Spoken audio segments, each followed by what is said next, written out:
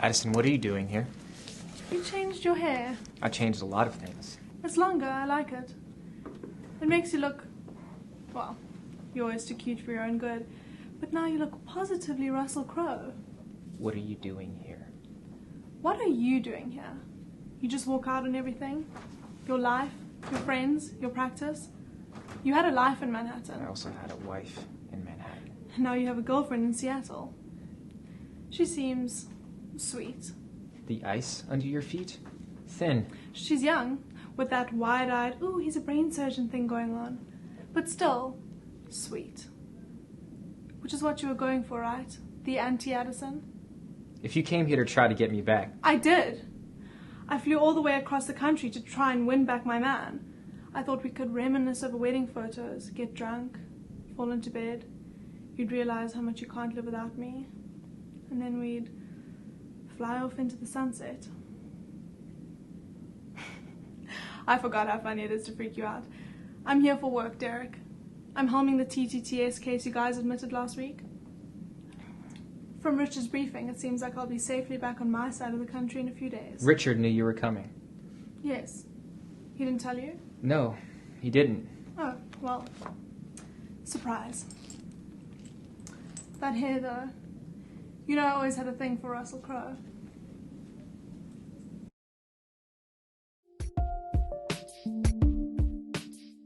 Retractor, forceps, needle driver, and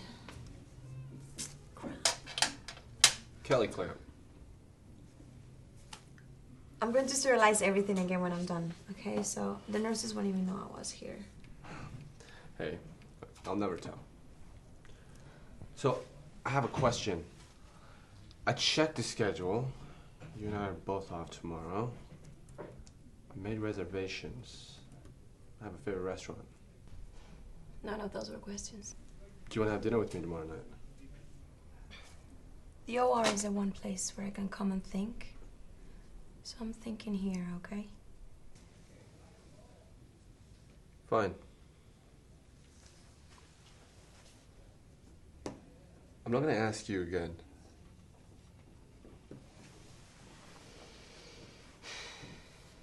Galley clamp. Let's play a game of whose life sucks the most. Let's not. You know you deserve it. I'll win. I always win, and this time, I really win. Sometimes a person deserves to get punched. Really, I don't want to play. You don't want to play with me. No, I do. Here, I'll go first. Derek's married. He's what?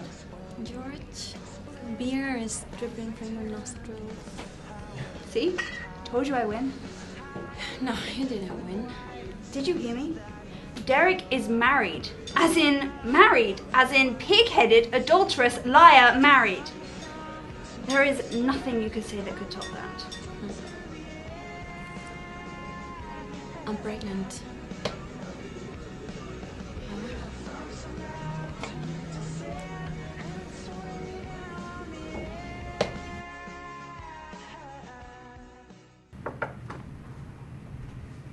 Addison. You asked Addison to come here. You and I both know she's the best in her field. Bringing Addie out was a business decision. Nothing personal. Oh, well, what a relief. It's not personal. It's personal to me. The workings of my surgical unit Don't include my wife. Don't include your private life. Burke will act as chief of surgery until I'm back on my feet. You're giving chief to Burke.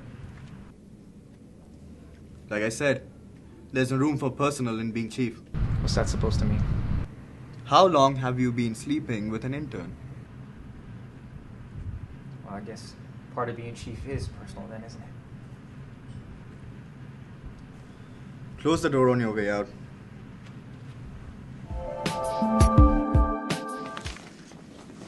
Meredith, wait. Go away. We should discuss this. Here's a thought. No, and quit following me. At least let me explain. Explain?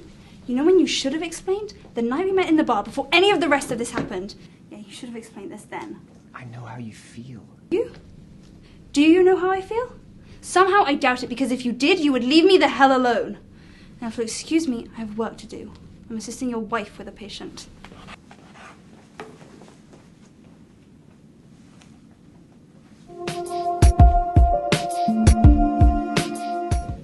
Define TTTS. Twin-twin transfusion syndrome, conjoined fetal twins. Connected by? Blood vessels in the placenta. Meaning? One twin receives too much blood while the other too little, endangering the lives of both. I expect you to know that. They told me there wasn't much chance that anything could be done. TTTS is almost impossible to correct, unless you're one of the handful of surgeons in the world who knows how to separate the fetal blood vessels, which, lucky for you, I am. I'm scheduling your surgery for tomorrow. If there's anything you need, please ask Dr. Gray. From what I've heard, she's one of the hospital's most popular interns. I knew the answer to your question. If you just give me a minute. Chin up, Dr. Gray. I'm tough on everyone, not just the woman my husband sleeps with.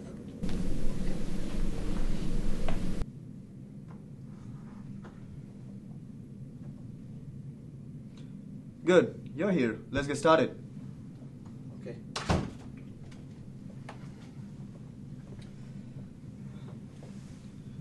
O'Malley, you're touching me. Well, yeah. No? Listen very carefully. This is why you're here. As long as I'm in here, I don't know what's happening out there with my patients, my doctors, and my hospital. You are my eyes today, my ears. I want you to be a sponge. A sponge. You report any and everything that's happening around in this hospital to me. I am an investigative sponge. I'm not fooling around, O'Malley. A lot has been happening under my radar. It stops today. Okay.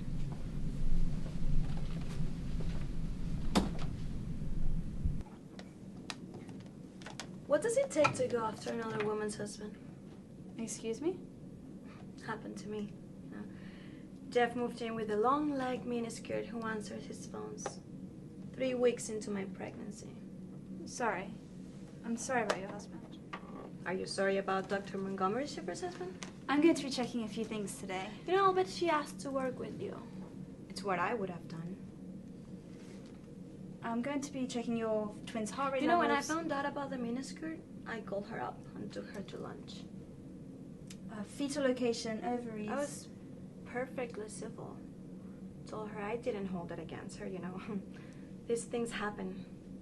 But really, I just wanted to put a face on the bitch who stole my husband. I'm going to go check your labs.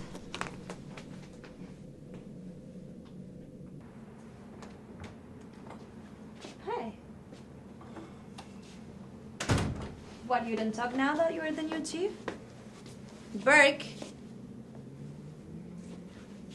What do you want? What?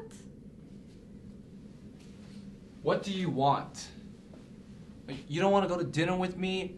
You don't want to meet me in the on-call room? And you sure as hell don't want to talk to me. I can pretend that I know, but hey, I don't even know your phone number. So tell me, what do you want? Don't yell at me. Hey, we're having a conversation here. What do you want? I don't know!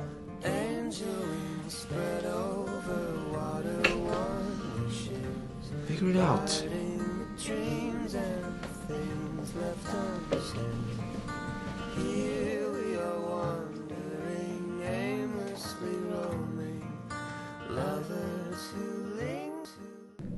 Hi, Chief.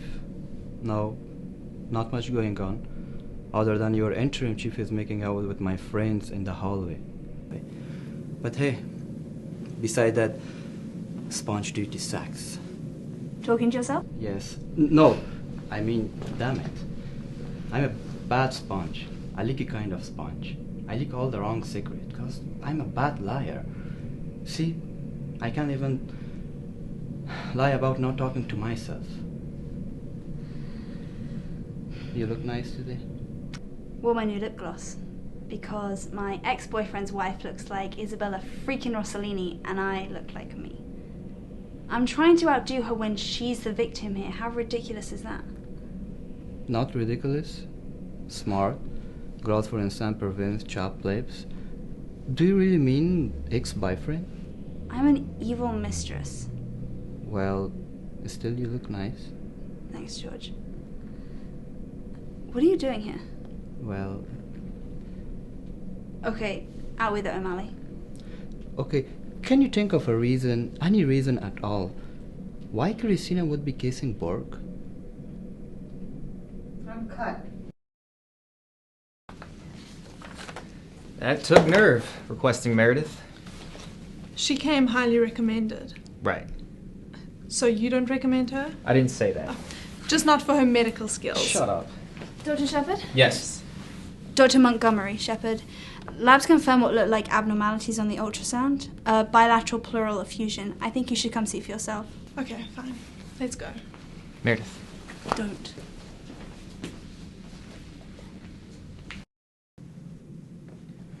What's your report? No report. Very quiet today, sir. No news? No gossip? Any surgeries that I should know about? Burke and Shepard marking territories on the playground? What's the buzz, O'Malley? No buzz. Not in the stairwell, not in the OR, not in the hallway. Really, nothing happening in the hallway. I should go.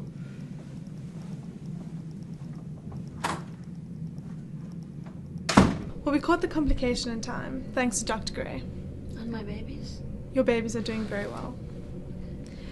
Dr. Gray will be back in to check on you later. Well, actually, I prefer if Dr. Gray were taking off the case. Why, is there a problem? Well, she just reminds me of someone I don't like very much. Someone my husband likes a lot, particularly in lingerie. You understand? No. No, I don't understand. Well, she's sleeping with your husband, right?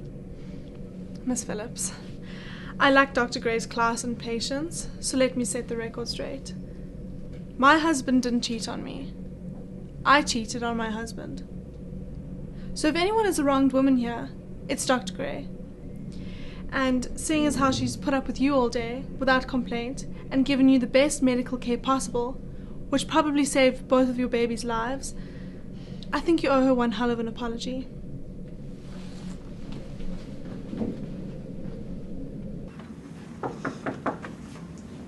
Hey. You still have those reservations? Because, you know, I could eat. There's something we should discuss. Yeah, there is actually. I've been going back and forth about this, but we do need to talk. It's pretty clear. It is? We've been fooling ourselves. Do you think that we continue like this? Without consequences? Consequences. We both have careers to think about. Reputations. We're both about the job. You're very focused. I can respect that. Thank you. Welcome.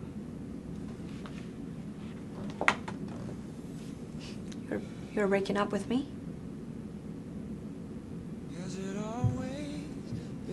I think it's best. Make a clean break. We are breaking up. Things get too involved. Before it gets too... Messy. Right. Yeah, that would be bad.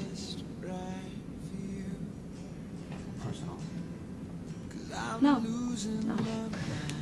Nothing personal. Sitting here watching you cry.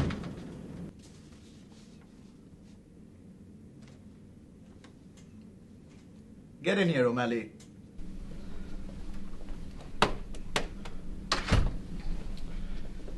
Okay, I tried. I really tried. But there is a lot of stuff happening out there. The stuff I can't tell you. No, the stuff I won't tell you. Crazy stuff. The stuff I'm going to have nightmares about. But I'm not telling you about any of it because it doesn't matter. O'Malley? Let me finish, sir. Now you can fire me or bring me up on disciplinary action or whatever. But I'm not telling you. O'Malley? Enough. You're relieved from sponge duty. Thank you, sir. And O'Malley, Yes, sir. if you ever yell at me again, I'll snap you like a twig. Yes, sir.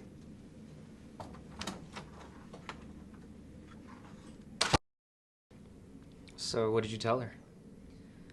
Sometimes people do desperate things to attract attention. Wow. That's your side on this? I didn't pay you enough attention? That's what you were thinking when you got naked with my best friend? Derek, by that point I wasn't thinking at all. By that point I was just scratching an itch. We got successful, you and me. We got busy. And we got lazy. We couldn't even be bothered to fight anymore. Now I'm sorry. I'm more sorry than you can ever imagine. Let me be very clear about this. When you screwed my best friend, you killed everything that I ever believed in. And when you came here, you killed everything I had with Meredith, too. So now, if it's even possible to hate you more than before, I do.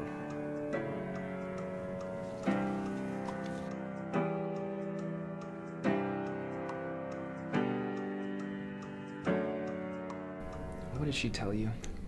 Enough to make me want to come find you and hear your side of it, even though it is the last thing that I want to do.